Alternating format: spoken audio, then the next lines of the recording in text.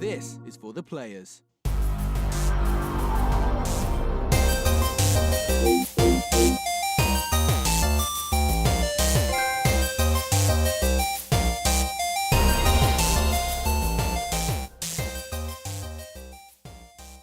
I'm Ryan Besson from the Pop Culturist, and we are unboxing the God of War Collector's Edition for the PS4 Pro. But before we do that, I'm going to have a look at these. These are the Totaku, which is essentially EB Games' version of Amiibo that have none of the functionality of Amiibo, but all the coolness of PlayStation brands. Now, I've had to make the decision whether I unbox these or not in general. As you can see, I've got the Bloodborne and the Crash Bandicoot one behind me. They will not be opened. Same goes for these as well. But they're not like amazing, but they're pretty good. Kratos looks a little too regular colored skin for me. He needs to have that white, the Kratos white look, but that's fine. And Atreus looks alright, except face is a little bit poops. Other than that, pretty dope figures, make excellent additions for the shelves. But this is what we came for. Collector's Edition, came out today, get excited. So at this stage I've already spent the part of 4 days with the game. So big thank you to PlayStation Australia for providing an early copy for us. It was absolutely lovely. Now I am, as I mentioned in the previous video, using a lettuce cutter because it's fun for me. So on the box itself, we've got Kratos and Atreus on the front. We've got what looks a nice sort of insignia on the top, and just some Nordic looking crap on the sides. And on the back, it has all the spoilers of what's actually in there. All right, so let's push this out. DLC code.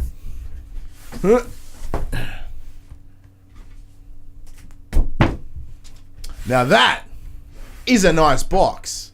So it's pretty much the promotional art for the game, and you got the big logo on the front. You've got Kratos and Atreus on the front in their little boat. Alrighty, I'm expecting to see mostly styrofoam, which is kind of true. So first thing we see is the Steelbook version of the game with the Huldra symbol on the front. The Huldra brothers, which, as I mentioned in the PS4 Pro unboxing, it is the symbol of the brothers that created the Leviathan axe, as well as Mjolnir. I still can't fucking get it right. Thor's hammer. Yeah. And look, that's actually a really nice steelbook, and there's a big hunk of runes on the back. Let's see what's in there. Come here, let us get into the steel case. Oh god.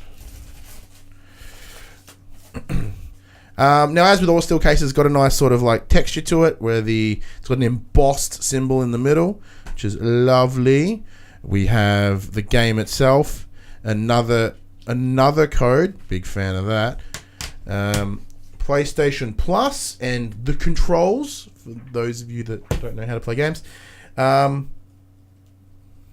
Okay, so it is. I'm not going to show you this because there's a code on the front, and the rest are just the information about the code in different languages. So there's been as mega lazy as possible. Let's just bound all the information together, but give you one code. And yeah, that looks. And then on the inside, you've got you probably won't be able to see this with the shot, but Kratos and Atreus on a boat looking at a giant. I think it's the Serpent of the World. So we'll put that there. Get that rubbish out of here. And another book of codes, or a code and books. It's actually I kind of like that, but it's also kind of dumb at the same time. More runes here. I am wondering what they say, but I don't know how to read runes because I didn't do that class in high school. They made me learn German instead. Years later, I've used German absolutely never, but I would have totally used rune reading 101. So it's got that static electricity that styrofoam seems to have. So in here is the big draw card of the collector's edition. Now I know many of you hate this sound, so I do apologise. As I cut, not even into the sticky tape, just fucking straight up into the foam.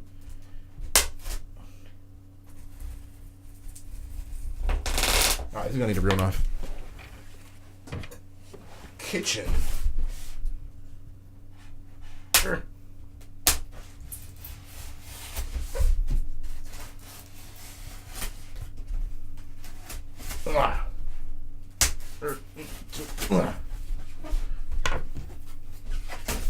gonna have to, after every unboxing, I have to vacuum in here because I'm really brutal with styrofoam.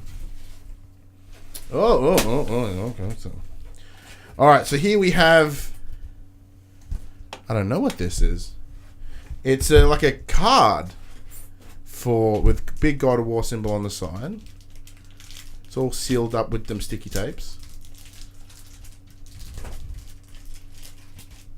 See, outside of the statue itself, I didn't put two thoughts into what's in here because I pretty much just wanted the statue. What do we got? Oh, that's cool. It's a little art piece.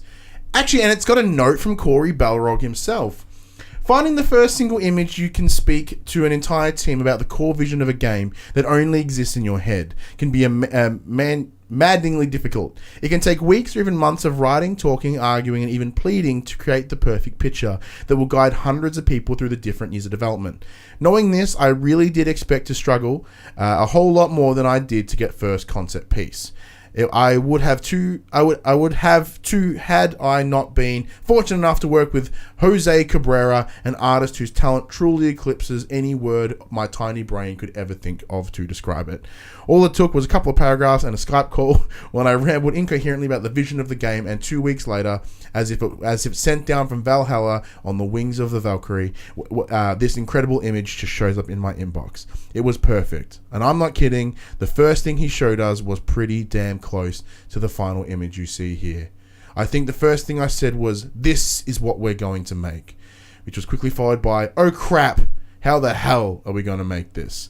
Corey Balrog, creative director. Now it's a printed signature and it's there. But so, although you won't be able to see this very clearly, I will get some close-up shots of this. So it's Kratos holding his axe and like a fur jacket, very similar to Jon Snow's. Who's the guys at the wall? Do you watch Game of Thrones? Buddy off camera.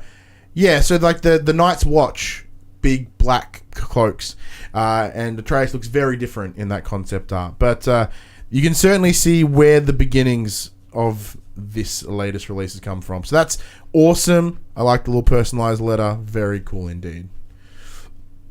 So Corey Balrog was just in Australia, actually, with PlayStation Australia. He went to a Metalworks factory in Sydney where he created his own axe. Very cool. Which you can also do. There is I think it's like $300 or something where you can actually go to the same blacksmith and literally make your own axe. How very cool indeed. Excuse me. So another box with the symbols, which says for the Huldra brothers. I'm not quite sure what's in here, but we'll find out. There's two little totems, I guess. Oh, okay. This is cool. So it's two little. It feels like wood, but it could also just be plastic. Little totems of the Huldra brothers. So the guys that, as I said, created Leviathan axe. That is really cool. To anyone, that means nothing. But yeah, you come across one of the brothers early in the game, and he helps you sort of upgrade your axe. Oh, cloth map. Now Betson gets very, very pleased for cloth maps. Cloth maps, I'm a big fan of.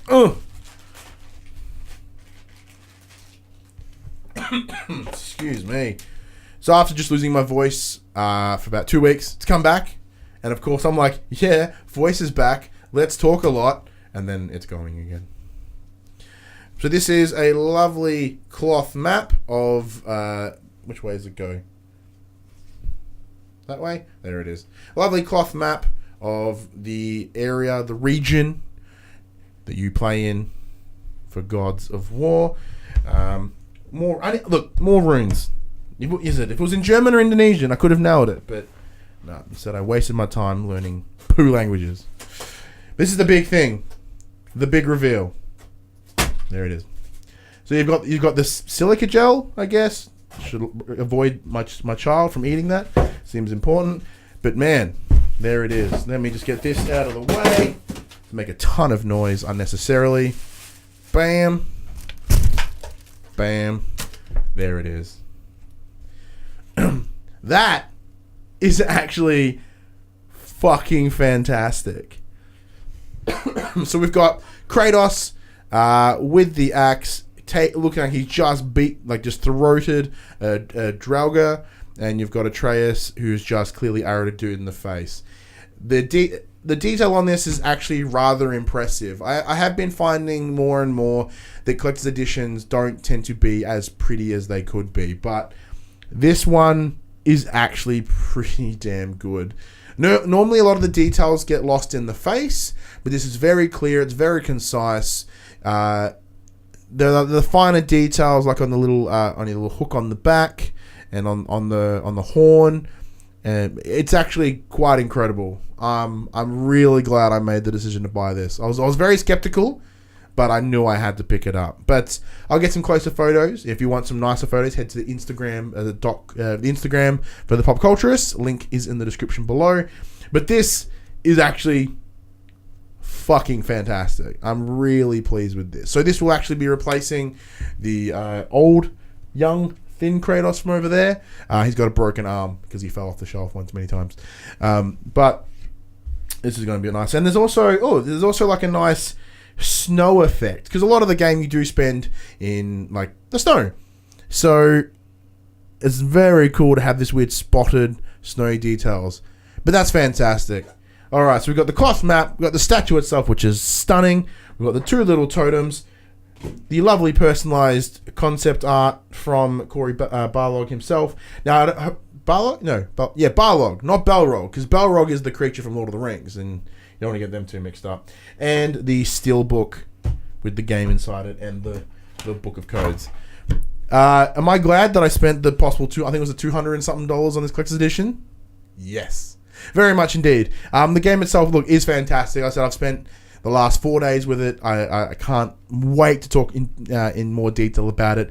That is coming on Monday in the next episode of For the Players, the Pop Culturist PlayStation podcast, with Josh and myself, and we'll be probably most likely gushing about this title. But anyway, that is the collector's edition.